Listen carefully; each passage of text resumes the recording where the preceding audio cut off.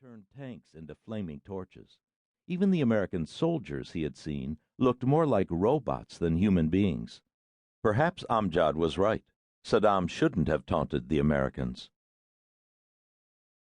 Major Emmet Portman banked the A-10 Warthog gently away from the tanker's left wing, while Razor, his wingman, edged his hog forward and connected to the boom just vacated.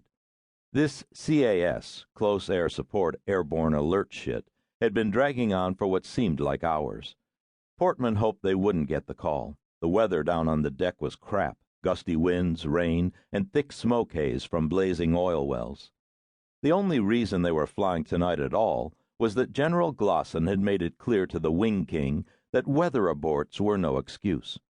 Buster Glosson had also made it abundantly clear that ground forces were to be supported at all costs, and the wing commander knew better than to do anything other than salute smartly and say, "3 bags full, sir." The VHF crackled to life. "Slam 2-1, Moonbeam." Damn it, Moonbeam. The ABCCC, the Airborne Battlefield Command and Control Center, orbiting down near Q8. He and Razor were getting the call. The command informed them that they were in for a little BAI, battlefield air interdiction, an attack against hostile land forces not in contact with friendly troops, but close to them. Razor backed down and away from the boom, his offload complete, then maneuvered onto Portman's left wing to make room for the next flight in the line. Minutes later, they were approaching the coast, passing FL-120, 12,000 feet. Portman pushed the Warthog hard over when he judged the waypoint was reached and began the descent through the undercast. He checked his airspeed. Somewhere below, approaching at around 320 knots, was the Iraqi army, while behind and below him were probably Apaches, AC-130 Spectre gunships, more Hogs, Strike Eagles, Vipers. Damn, it could really be crowded down there if the target area was as lucrative as it sounded.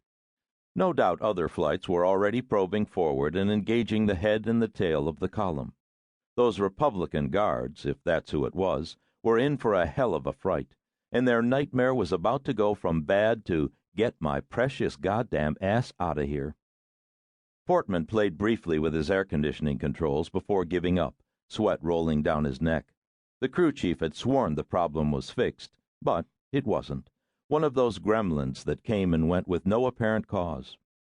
Emmet waited until the altimeter wound back through 5,000 feet, and then did what he'd been doing whenever he drew this jet. He opened the vents and unclipped one side of his oxygen mask. The air coming through the vents was refreshingly cool and damp, though it smelled of burning crude from the oil fires, something he wished he could get used to. At 3,000 feet, the flight broke through the haze. "Jesus," Emmet said aloud, stunned by the unexpected spectacle below.